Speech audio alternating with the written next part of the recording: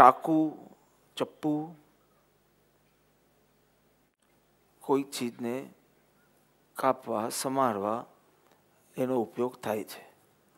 શાકભાજી છે, ફ્રૂટ છે ઇત્યાદિ. હવે એ ચાકુથી કંઈ કાપતા કાપતા આંગળી કપાય. હવે આ આંગળી કપાય એનું કારણ શું? ભગવાન, ચાકુ, પોતે. ભગવાન નહીં, એ તો પોતાના તદભાવમાં સ્થિર છે. એ આવું બધું તારું ચાકુ હલાવી દે અને મારે આવું બધું કંઈ કરે નહીં. એટલે ભગવાન તો ગયા, ભગવાન ઓપ્શનમાં નથી.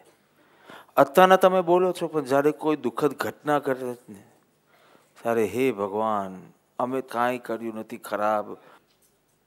કારણ કે દુઃખ આવે ત્યારે પેલો ભગવાન એકદમ એક્ટિવેટ થઈ જાય છે તમારા શ્રદ્ધામાં. ત્યાં સુધી તમારો ભગવાન જ્ઞાતા દ્રષ્ટા જ હોય છે. દુઃખ પડે ત્યારે આવું થાય છે. તો પહેલું હતું ભગવાન, તો એ તો યુનાનિમસલી ડ્રોપ કરીએ છીએ આ ચાકુ માટે, આ આંગળી જે કપાય તેના માટે. તો બીજું ઓપ્શન છે ચાકુ, એ બી જાય છે. કેમ? જડ છે, એનામાં જ્ઞાન નથી. જ્ઞાન હોત તો પક્ષપાત કરતે, પણ નથી, એટલે ચાકુ બી નહીં. ત્રીજું, હું માનતો નથી પોતે, કારણ કે એનામાં એટલી અક્કલ નથી કે આનાથી શાકભાજી કાપવાની કે આંગળી કાપી દીધી. તો પોતે કેવી રીતે? આ પોતાની અસાવધાનીમાં કોઈ બીજો ફેક્ટર છે. કારણ કે પોતાની ઈચ્છા તો બિલકુલ નથી કે આ ચાકુથી કપાય તો લાવ આંગળી કાપું. આવી પોતાની કોઈ ઈચ્છા નથી. હવે ચોથું ઓપ્શન જે નહોતું આપ્યું તે જરા કહી દઉં છું, જો તમને એ ચૂઝ કરવું હોય. કર્મનો ઉદય. અને એ ચોથો option is the right option.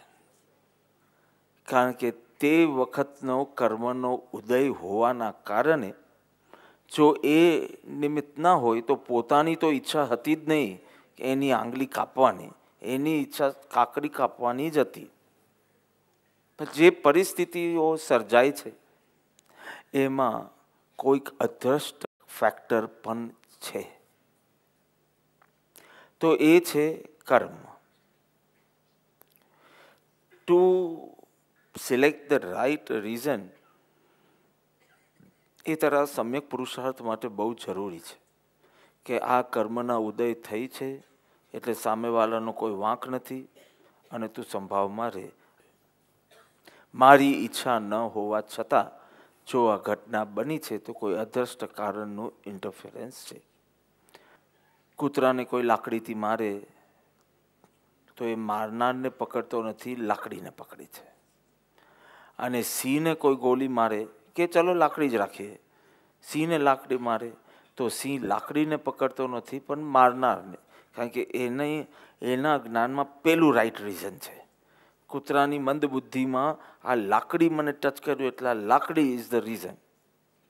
અને એ કાચવાનું પણ કે એ તો પોતાનો અંગો સંકોચી લે છે, એવી રીતે જ્ઞાની એનો ઉપયોગ એમાંથી સંકોચી લઈને પોતાના ભાવમાં સ્થિર થાય. વાત એ છે કે પરિસ્થિતિ જે બદલાય છે એમાં જે દ્રષ્ટ એવા જ કારણોને તું કારણ માનીને જે બ્લેમિંગ સ્ટાર્ટ કરે છે અને એના આધારે જે રાગાત્મક દ્વેષાત્મક રિએક્શન કરે છે, ત્યાં કર્મની સમજણ હેલ્પ કરશે કે તે બીજા આગલા ભાવમાં કોઈને રંજાડ્યા હોય તો એ આ કરે તો સહી હુઆ. એ તો આ રાગદ્વેષ શેનો છે? તો આ રિએક્શન શેનું છે? અને નહીતર તે કર્મની વાત સમજો નથી, તું કર્મની વાત સમજો નથી અથવા કર્મનો એ સિદ્ધાંત એપ્લાય કરી રહ્યો નથી તો તું આગળ વધી રહ્યો પણ નથી. આ બધા સિદ્ધાંતો એવા છે, ક્યારે કર્મને વાપરવું, ક્યારે ન વાપરવામાં સમ્યક પુરુષાર્થ છે. કર્મમાં તમે બદ્ધ છો કે મુક્ત છો? ફ્રી વિલ છે, ફ્રીડમ ઓફ ચોઇસ છે, કે તમે કર્મને આધીન છો કે કર્મને આધીન નથી? તો કે કર્મ બંધ કરવામાં તમે ફ્રી છો અને કર્મના ઉદયમાં તમે ફ્રી નથી. શું વાવવું છે એમાં તમારી ચોઈસ પૂછવામાં આવશે. શું ઘઉં, બાજરો, શું વાવવું છે? And you can choose. પણ એકવાર વાવ્યા પછી યુ આર નોટ ફ્રી. પછી ઘઉં વાવ્યા પછી કે ના, પણ હવે મને બાજરો જોઈએ છે, તો હવે એ શક્ય નથી. હવે તને ઘઉં જ પ્રાપ્ત થશે. એટલે અત્યારે તું ઉદય ચૂઝ કરે કે આવો ઉદય થાય ને આવો ઉદય ન થાય, તો એમાં તું ફ્રી છો જ નહીં. જે છે અગાઉથી સેટ છે. પણ અત્યારે શું વાવવું એમાં તું ફ્રી છો. પરિસ્થિતિની વાત ચાલે છે, તો પરિસ્થિતિમાં અત્યારે you don't have any choice. ઉદય વખતે યુ આર નોટ ફ્રી અને બંધ કાલે યુ આર ફ્રી. તમારે નક્કી કરવાનું શુભ, અશુભ કે અબંધ રહેવું છે. શુભ બંધ કરવો છે આ પ્રસંગે, અશુભ બંધ કરવો છે કે અબંધ રહેવું છે. અને તારા ઉદયોને એનાલાઇઝ કરીને તને દર વખતે સમજાવવામાં આવ્યું છે. આ ઉદય તને જે આવ્યું તે તો કેટલા સારા ભાવથી કર્યું, પણ પેલું મિસઅન્ડરસ્ટેન્ડ જ કરે છે અને અપયશ જ આપે. આ તારું કોક ભાવમાં તે આવું કર્યું હશે માટે આવું થયું છે. એટલે તને સમજાય તો ગયું ને કે હવે આવું કરીશ તો મને આવું મળશે. તો હવે જ્યારે એવો કોઈ પ્રસંગ બને ત્યારે મને આવું જોઈતું નથી, માટે મારે આવું કરવું નથી. બસ બંધ અને ઉદય. અને મને પૂછ્યું કે બાબા, બંધ કરતા સાથે જ ઉદય જો આવી જતો હોય ને તો જીવો અટકે પાપ કરતા. આ પાપ હમણાં કરીએ છીએ અને કોક વાર એનો ઉદય બીજા કોસ્ચ્યુમમાં મળે છે ને, બીજા ભાવમાં મળે છે, અથવા લેટર ઇન ધીસ બર્થ મળે છે. એટલે એક પાપ, બીજું પાપ, ત્રીજું પાપ, ચોથું પાપ ચાલ્યા જ કરે છે. કારણ કે સમજણથી જાગૃત નથી થતા. જ્ઞાની ઉપર એટલો વિશ્વાસ પણ હોવો જોઈએ ને કે તમે બંધ વખતે જ એનો ઉદય વિઝ્યુલાઇઝ કરી શકો. આ તમારા શ્રદ્ધાના આધારે છે. પણ શ્રદ્ધા મંદ હોય એટલે પેલું દેખાય નહીં ને પૂર્વ સંસ્કારનું જોર હોય ત્યાં ચૂકી જાય. એટલે કે બંધ સમયે જેમ અગ્નિમાં હાથ નાખતાની સાથે ડજાય છે ને, તો એકવાર ડજાયા પછી પણ બીજી વાર તો તમે નથી જ કરતા. એવું કેમ નથી? મેં બનાવ્યું નથી, નંબર 1. કોઈ બનાવી નથી આ સિસ્ટમ, નંબર 2. પછી મેં એને પૂછ્યું, આ બંધ સાથે જો તરત ઉદય આવવાની સિસ્ટમ જો હોત તો આપણે જે ખોટું કર્યું એના ફળ ભોગવવા જ પડે, અને તુરંત જ તારા પ્રમાણે. આ વચમાં આપણે એમ સમજીએ કોઈ કરુણાશીલ ભગવાને આ સિસ્ટમ બનાવી છે સમજવા માટે. આ વચમાં બંધ અને ઉદય વચ્ચે જે સત્તા મૂક્યો, અબાધા કાલ રૂપી બ્રેકેટ મૂક્યો, એમાં તમે ભોગવ્યા વિના એનાથી મુક્ત થઈ શકો એવી વ્યવસ્થા છે. પશ્ચાતાપ છે, પ્રાયશ્ચિત છે. એટલે આપણે એમ જો કલ્પના કરીએ કે કોઈ આ સિસ્ટમ બનાવી છે, એમ બી કલ્પના કરીએ બંધ, સત્તા, ઉદય, તો કેટલી સુંદર સિસ્ટમ છે કે બંધ થયા પછી બી જો તું જાગૃત થયો, પશ્ચાતાપ કર્યો તો ભોગવવું ન પડે. As you sow shall you reap. આ જૈનોનો કર્મ સિદ્ધાંત નથી. એ ઉદયમાં ના આવે એની પહેલા તમે એની નિજરા કરી શકો. એ ભોગવવું ન પડે. કંઈ ન કરો તો ભોગવવું જ પડશે, પણ કંઈ કરો. કેટલા બધા કરણ બતાવ્યા છે, 10 પ્રકારના બતાવ્યા છે. સત્તામાં શું ફેરફાર, રસમાં, સ્થિતિમાં, પેલામાં ઉપશમ, નિકાચિત વગેરે અનેક પ્રકારે ફેરફાર થઈ છે. મેં કીધું બોલ શું હોય તો સારું? તો કે સત્તા હોય તો સારું.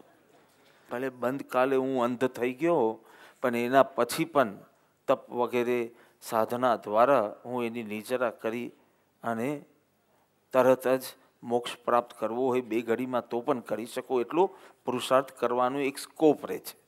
વાત તમને સમજાય છે ને? There are 2 types of cards I have heard. Debit cards and credit card. એ વાત સાચી કે ખોટી? તો એ બે સેમ ચીજ છે કે બેમાં ફરક છે? ક્રેડિટ કાર્ડમાં ચીજ લઈ લીધા પછી પૈસા ભરવાના છે, ડેબિટ કાર્ડમાં પહેલાં પૈસા ભરાઈ જાય છે, પછી ધીરે ધીરે કપાતા જાય છે. Very good. યસ. ડેબિટ કાર્ડમાં તમે શું કીધું પહેલાં? બે જ શબ્દ છે, પે ઓર એન્જોય. તો ડેબિટ કાર્ડમાં પહેલાં શું હોય? પે, અને પછી યુ એન્જોય. અને ક્રેડિટ કાર્ડમાં and then pay. You understood? So what is બહેનો માટે what is debit card?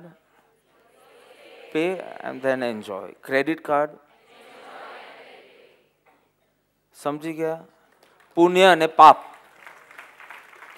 પુણ્ય ઇઝ અ ડેબિટ કાર્ડ. પહેલા પે પછી એન્જોય, અને પાપ is credit card. First enjoy then pay. મજા કરી દીધી ને પાપ કરીને, મજા કરીને, હવે પે કરવું પડશે તમારે. ત્યારે ખબર નહીં પડી કે આ બહુ મોંઘું છે, આ ભોગ વિલાસ બહુ મોંઘા છે, ખબર નહીં પડી. યુ એન્જોય ઇટ ફર્સ્ટ, અને હવે એને પે, એના માટે પેમેન્ટ કરવું પડશે. ત્યારે લાગે કે ઠૂંસ નીકળી જશે. અને પુણ્ય એટલે પહેલા first pay and then enjoy. પહેલા એનું જે બી તપ ત્યાગ આ તે બધું કરવાનું, એટલે first pay and then enjoy. You understood? આ તમારા ડેબિટ કાર્ડ ને ક્રેડિટ કાર્ડ. પણ હવે બરાબર સમજાય કે જો વ્યવહારમાં પણ ડેબિટ કાર્ડ ક્રેડિટ કાર્ડ જેવું હોય, તો આ પરિસ્થિતિનું જે અદ્રષ્ટ કારણ છે, સુખ દુઃખાદી ભાવ, દેહાદી ભાવો, આ બધાનું જે અદ્રષ્ટ કારણ છે, એમાં પણ પુણ્ય અને પાપ